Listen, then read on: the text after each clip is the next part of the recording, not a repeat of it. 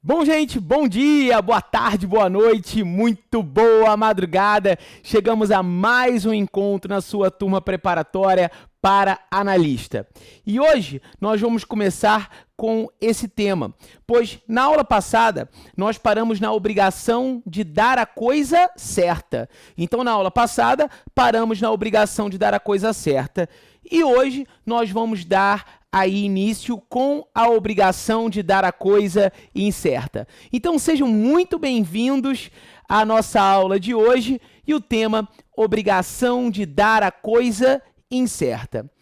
Em provas, também podemos chamar a obrigação de dar a coisa incerta de obrigação genérica. Então prestem muita atenção, porque ela também poderá ser chamada de obrigação genérica. A obrigação incerta, que inicia no artigo 243 do Código Civil, ela é aquela indicada ao menos pelo gênero e pela quantidade. Então, a obrigação incerta ou genérica é aquela indicada ao menos pelo gênero e pela quantidade. Pelo gênero e pela quantidade. Então, se você chega, por exemplo, assim, numa feira, aqui no Rio de Janeiro, você tem essas feiras. Eu costumo ir toda quinta-feira à feira, tá? Então, você chega na feira e eu falo lá pro seu João, que trabalha lá na barraca de frutas, legumes, verduras. Seu João, me dá 1 quilo de tomate? Essa obrigação é uma obrigação certa ou incerta? Prestem muita atenção. Essa obrigação é uma obrigação certa ou incerta? Seu João, me dá 1 quilo de tomate? Cris, parece que é uma obrigação certa. Você falou tomate e falou a quantidade que você deseja. Só que não é uma obrigação certa, é uma obrigação incerta. A obrigação incerta ou genérica é aquela indicada ao menos pelo gênero e pela quantidade. 1 quilo, quantidade. Tomate, o gênero. 1 quilo, quantidade. Tomate, o gênero. Seria diferente se eu chegasse lá para o seu João e falasse assim: seu João, me dá 1 quilo de tomate tipo Débora, me dá 1 quilo de tomate tipo salada, me dá 1 quilo de tomate tipo italiano, me dá 1 quilo de tomate tipo cereja. Aí, o que aconteceu? Eu disse a quantidade e o tipo de tomate que eu desejo. Então, veja aqui na sua apostila. A obrigação de dar a coisa incerta é a obrigação de dar um gênero em certa quantidade, como na venda de 3 cavalos de uma fazenda. Isso é uma obrigação incerta. E aí é muito comum em provas de tribunais se perguntar a quem cabe a escolha. Só uma dica, preste muita atenção no que eu vou te dizer agora. Escolha poderá ser chamado na sua prova de momento de concentração do débito. Preste muita atenção.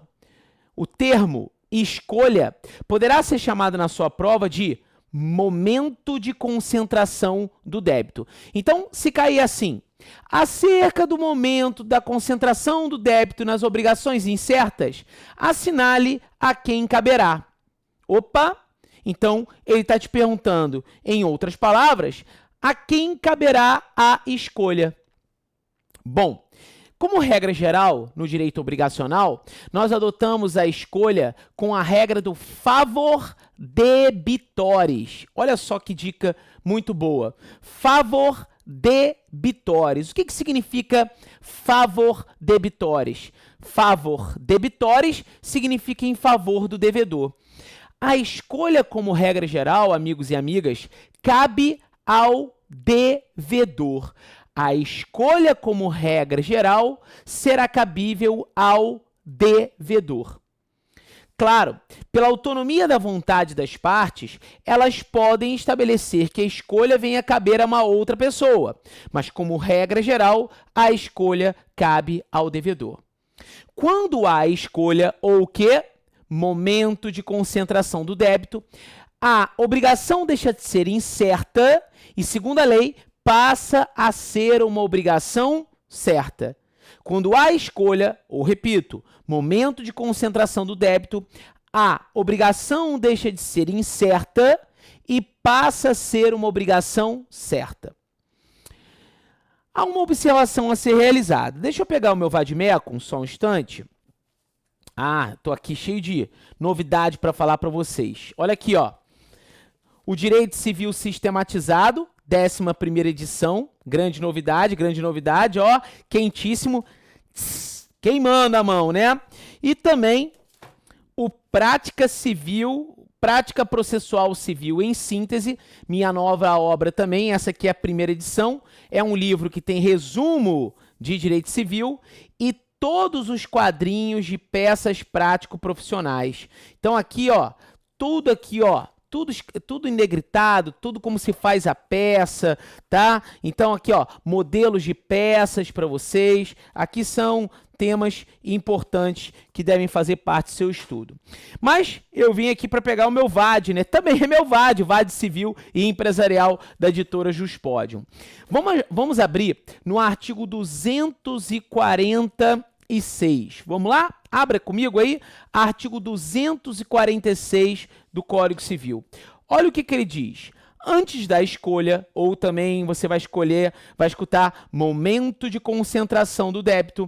Antes da escolha, não poderá o devedor alegar perda ou deterioração da coisa, ainda que por força maior ou caso fortuito. Você sabe muito bem que força maior ou caso fortuito são clássicas excludentes da responsabilidade civil. Força maior, uma inevitabilidade. Caso fortuito, uma imprevisibilidade. E, em tese, são rompedores do nexo causal, afastando a responsabilidade civil. Agora, pipoca de coração porque vem uma dica muito importante. Aqui, na minha opinião, o artigo 246 deveria ser reescrito, porque ele fere o equilíbrio da obrigação. Porque mesmo que esteja presente aí o caso fortuito ou a força maior, não há de se falar de exclusão da responsabilidade do devedor se antes da escolha ocorrer a perda ou deterioração. Então, mesmo que ocorra a perda ou deterioração antes da escolha, não poderá o devedor alegar caso fortuito ou força maior. Entendo que fere o princípio do equilíbrio econômico obrigacional, porque pode se tornar uma obrigação excessivamente onerosa para o devedor. Então, entendo que ele deveria ser reescrito. Então, falamos da obrigação incerta na sua turma para analista de tribunais. E agora, nós vamos falar da obrigação de fazer, que envolve um dar e uma atividade. Então, envolve duas situações uma obrigação de fazer. O entregar, o dar e uma atividade. A obrigação de fazer, ela pode ser uma obrigação de fazer infungível e ela pode ser uma obrigação de fazer fungível. E qual seria a diferença, Cris, da obrigação de fazer infungível para a obrigação de fazer fungível? Qual a diferença entre elas? Da obrigação de fazer infungível para a obrigação de fazer fungível. A obrigação de fazer infungível é aquela intuito persona, é aquela personalíssima. É aquela que somente poderá ser cumprida por uma determinada pessoa. Então, a obrigação de fazer infungível é aquela que somente poderá ser cumprida por uma determinada pessoa. Então, vamos imaginar que eu contratei um super pintor, um cara que é especialista em pinturas de telas de cavalo. Eu amo cavalo, gente, eu amo cavalo. Nossa, manga larga macheador, campolina, nossa, quarto-milha, é árabe, tudo que eu amo na minha vida é cavalo. E aí, para e pense, eu contratei um cara para fazer uma pintura de um cavalo que foi meu, eu amo aquele cavalo, ele morreu, mas eu continuo amando aquele cavalo, aquela coisa. Aí eu contrato aquele pintor. Então é um cara super especial, é um cara especialista em pinturas de telas ali, né, de cavalo. Então a obrigação dele é uma obrigação de fazer infungível, personalíssima, só poderá ser cumprida por ele. É o que dispõe a Lei Civil no artigo 247. Vejamos, momento leitura da lei. Então, o artigo 247, ele diz assim: incorre na obrigação de indenizar perdas e danos. O devedor que recusar a prestação a ele só imposta ou só por ele execuível. Bom, eu, se fosse você, meu aluno aqui da turma de analista, eu não ficaria preocupado, desesperado, copiando não. Até porque eu preparei uma apostila com muito carinho para você. Uma apostila com exemplos. Claro, não substitui livro, mas é uma apostila que vai te ajudar muito. Não é pouco não, vai te ajudar muito. Bom, e a obrigação de fazer fungível? A obrigação de fazer fungível é aquela que pode ser cumprida por um terceiro qualquer. Não é uma obrigação intuitor persona, não é uma obrigação personalíssima, não é personalíssima, é uma obrigação que você tem aí a possibilidade de um cumprimento. Então, por exemplo, temos aqui no meu estúdio, vocês estão vendo, uma parede cinza, né? Uma parede cinza, daquela cor de cimento queimado, não é? Perfeito. E aí o que acontece? Eu contratei um cara, mas eu poderia chamar qualquer outro cara para pintar essa parede, porque não há nada de especial nela. Então, é uma obrigação que pode ser cumprida por um terceiro, por uma terceira pessoa. Então, ela não é personalíssima. Que dica bacana, hein? Que dica interessante. Mas aqui, eu gostaria que você tivesse um cuidado e me escutasse. E agora pipocasse fogos. Fogos, eu quero fogos. Aquele morteiro de 12, coração, coração, coração, coração. Aquele... Se você tivesse comigo numa live, né? Numa live no Instagram, eu queria que você metesse o dedo agora. Mete o dedo. Por quê? Agora é um momento de dica calorosa. É aquela que cai e machuca na prova, né? É aquela que cai e machuca na prova. Cai, putz, cara, o Cris falou isso pra mim e agora você tem que ter muita atenção. Vem comigo. Você tem que ter muita atenção aqui nisso que eu vou te falar. É cabível a autotutela civil no direito obrigacional? Olha a indagação que eu lhe fiz. É cabível a autotutela civil no direito obrigacional? O que você acha? Sim ou não? Yes or not? É cabível a autotutela civil no direito obrigacional? Tempo.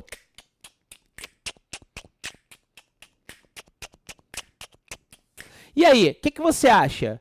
A autotutela civil no direito obrigacional? Bom, olha só. É sim. Quando você fala de autotutela civil, comumente você lembra lá da defesa da posse, né?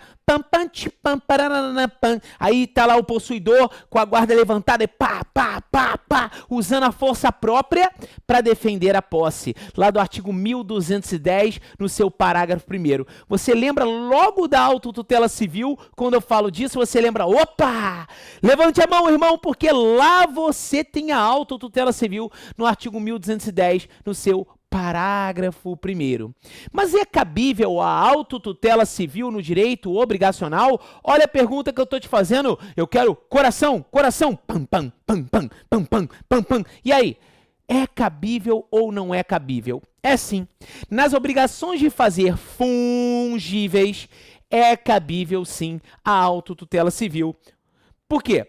Olha o artigo 249 aqui comigo. Vem quicando no bonde dos havaianos. Olha o 249. Em caso de urgência, pode o credor, em caso de urgência, sublinha esta porra, meu filho.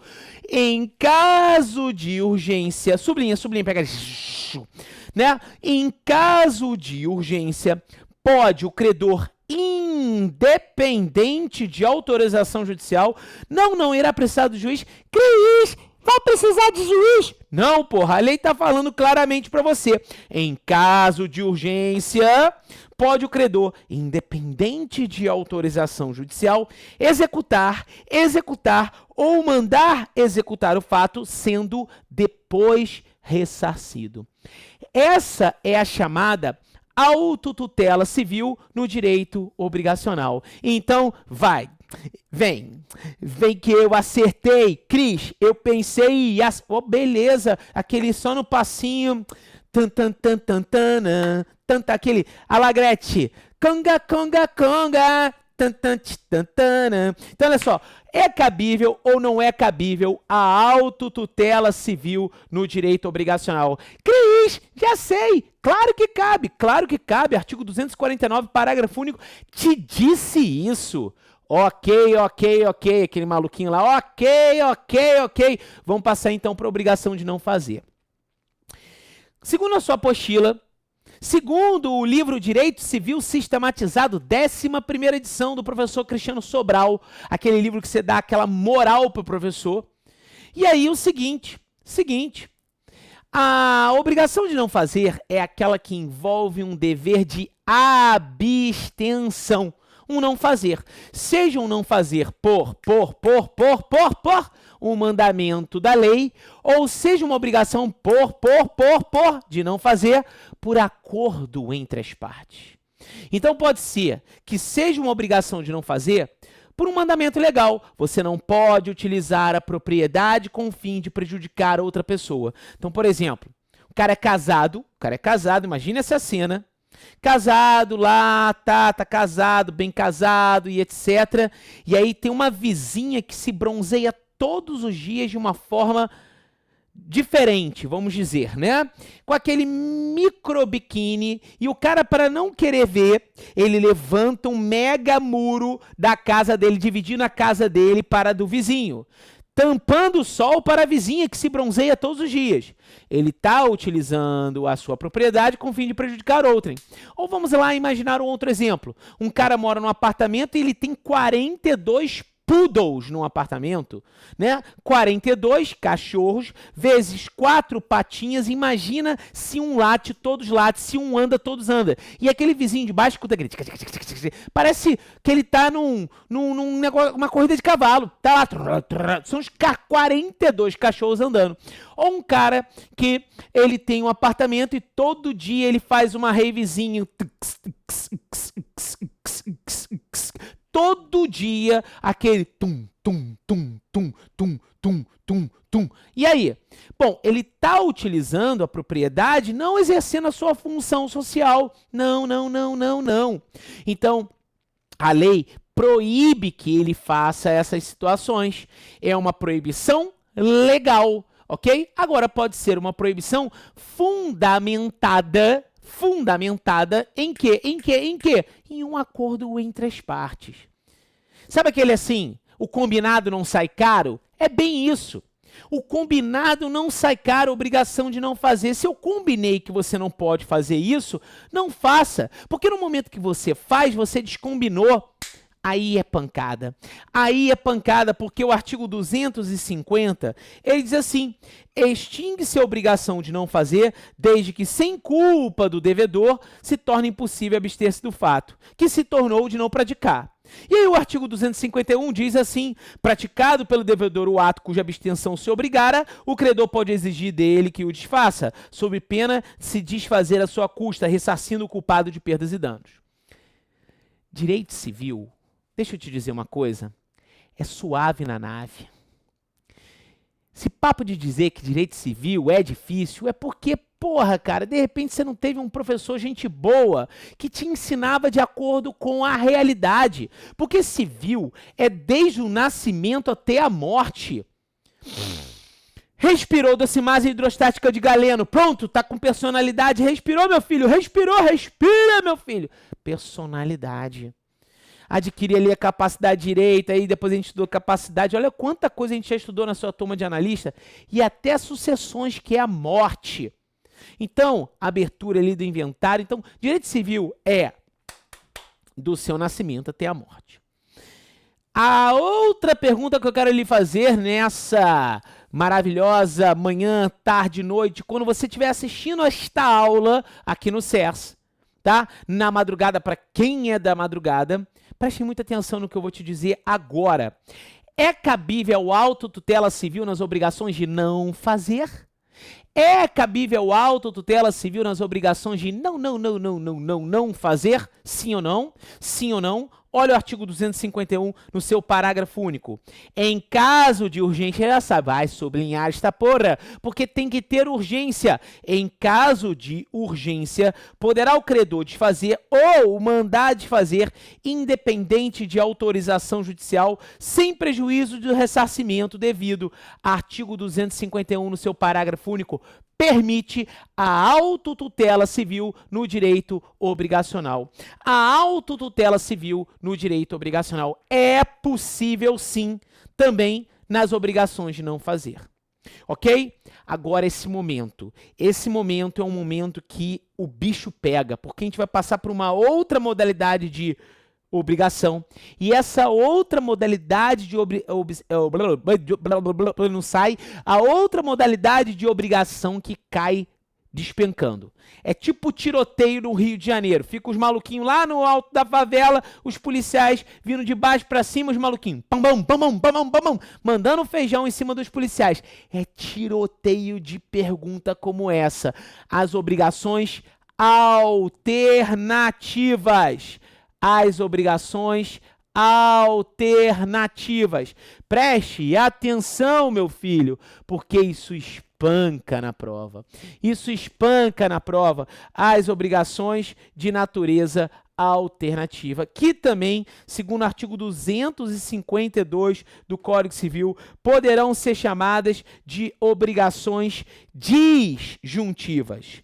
Disjuntivas. Já chega lá na sua apostila? Porque isso está apostilado para você. Deixa eu passar, né? Já está aqui passando pela obrigação, ó. Incerta, fazer, não fazer, tem pergunta, tem observação na apostila, tem coisa pra cacete na apostila. Jesus Christ, tem muita coisa, tá? Né? Muita coisa.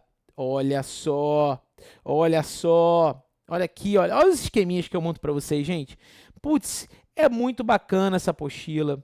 É muito bacana essa apostila. Então vamos lá, vamos com tudo, porque vem quicando, né? Vem quicando. Vamos lá, seguindo. Vamos aqui. Então, obrigações. Ah, a gente já passou da obrigação alternativa, eu não percebia. Ih, já passamos, olha que loucura. Tá aqui, ó, obrigação alternativa. Alternativa. Ou também pode ser chamada na prova de disjuntivas. Obrigação alternativa, ou também chamada de disjuntivas. Pois bem, a obrigação alternativa é uma obrigação composta. E por que composta, Cris? Porque ela, desde o seu início, ela possui mais de um elemento obrigacional. Desde o seu início, essa modalidade obrigacional, ela possui mais de um elemento prestacional. Mais de um elemento prestacional, a obrigação alternativa. Então, uma obrigação composta, que o devedor se exime cumprindo com quaisquer das prestações, porque é aquela clássica obrigação que fala assim, um carro ou uma moto. Um carro ou uma moto. Então percebam aqui, amigos e amigas que me falam, tá? Que me escutam nesse momento, porque a gente vai trabalhar a ideia do carro ou uma moto. E o devedor se exime cumprindo com quaisquer dessas prestações, ou com o carro ou com a moto. E ele se exime da sua responsabilidade. Com o carro ou com a moto. Bom, a obrigação alternativa, ela não se confunde com a conjuntiva, ou também pode ser chamada de cumulativa. A conjuntiva ou cumulativa também é uma obrigação composta, que desde o seu início existe mais de um elemento prestacional. Também é uma obrigação composta que desde o seu início existe mais de um elemento prestacional. Ok, d'accord, perfect, ok? Beleza. Só que, nesse caso, o devedor, para se eximir da sua responsabilidade, ele deve ser cumpridor de todas as prestações, diferente da obrigação alternativa. Porque na obrigação alternativa, o devedor ele se exime cumprindo com quaisquer das prestações. Aqui não. Para o devedor se eximir na cumulativa ou conjuntiva, ele tem que ser cumpridor de todas as prestações. Assim como a obrigação alternativa, ela difere da obrigação facultativa. Ela difere da obrigação facultativa ou também, falada em provas, daquela obrigação com faculdade de cumprimento. Obrigação facultativa ou aquela com faculdade de cumprimento. Beleza, Cris. Super entendi, super ok, super beleza. A obrigação facultativa, ela é uma obrigação simples. Trata-se de uma obrigação simples e já há uma diferença aqui para a obrigação alternativa, porque a obrigação alternativa é aquela modalidade obrigacional em que o devedor ele tem uma obrigação composta, porque desde o seu início existe mais de um elemento prestacional. Desde o seu início existe mais de um elemento prestacional na obrigação alternativa. Cuidado, pois aqui há necessidade de você observar a seguinte regrinha. Na obrigação facultativa, eu não tenho uma obrigação de natureza composta, e sim uma obrigação simples. E simples por quê, Cris? Porque desde o início só existe um único elemento prestacional. Desde o seu início só existe um único elemento prestacional. Só existe um único elemento prestacional, que é uma obrigação que foi pactuada pelas partes. Então, na obrigação alternativa, é um carro ou uma moto. Na obrigação de natureza facultativa, é o carro só. Mas, na obrigação facultativa, ou com faculdade de cumprimento, o devedor se resguarda de poder entregar outra coisa. O devedor, ele se resguarda de poder entregar outra coisa. Outra coisa. Como assim, Cris? Não entendi. Calma. Ele pode chegar assim para o credor e falar assim, olha, credor, a minha obrigação é de entregar um carro, mas no dia do vencimento da obrigação, pode ser que eu entregue uma moto. É uma faculdade de cumprimento do devedor. Do devedor. Não é um carro ou uma moto. E outra coisa, lembra aquilo que nós estudamos? O credor, pelo princípio da exatidão, que já foi falado, ele não é obrigado a aceitar uma prestação diversa, ainda que esta prestação seja uma prestação mais valiosa. Ele não é obrigado a aceitar uma prestação diversa, ainda que esta prestação seja uma prestação mais valiosa.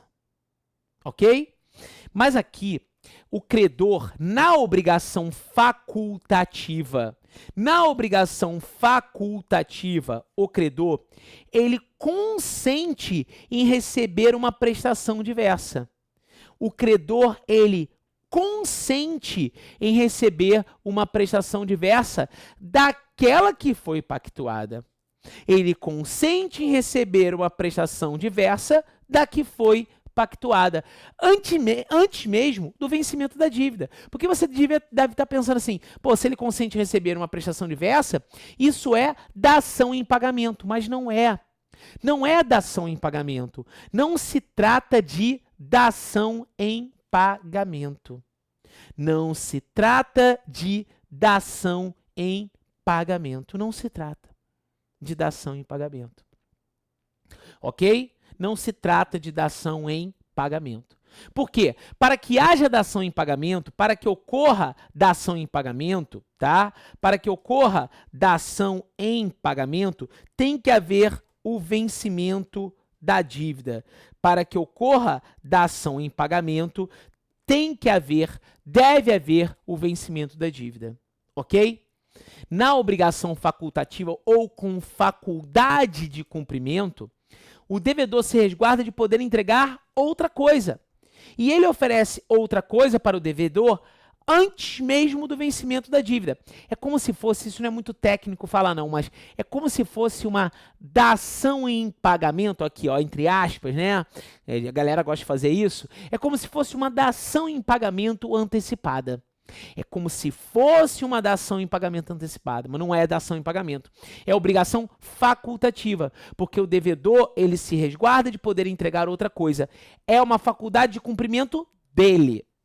Tanto que, na obrigação alternativa, que é uma coisa ou outra, o carro ou a moto, se há a perda de uma das prestações, se ocorre a perda de uma das prestações, preste muita atenção, se houver a perda de uma das prestações, subsiste sobre a outra. Está lá no artigo 253, é a chamada concentração do débito. Subsiste sobre a outra obrigação. Então, se era o carro ou a moto, houve a perda do carro, subsiste a obrigação automaticamente sobre a moto. Na obrigação facultativa, como é uma obrigação simples, o negócio é o carro. O devedor, ele se resguarda de poder entregar a moto, mas a obrigação em si é o carro. Se houver a perda do carro, não subsiste sobre a moto. As partes retornam seu status coante. Por quê? Porque na obrigação facultativa, se há a perda do objeto, resolve-se a obrigação. Se há a perda do objeto, resolve-se a obrigação. Gostou da dica? Beleza? Obrigação alternativa e já já a gente volta.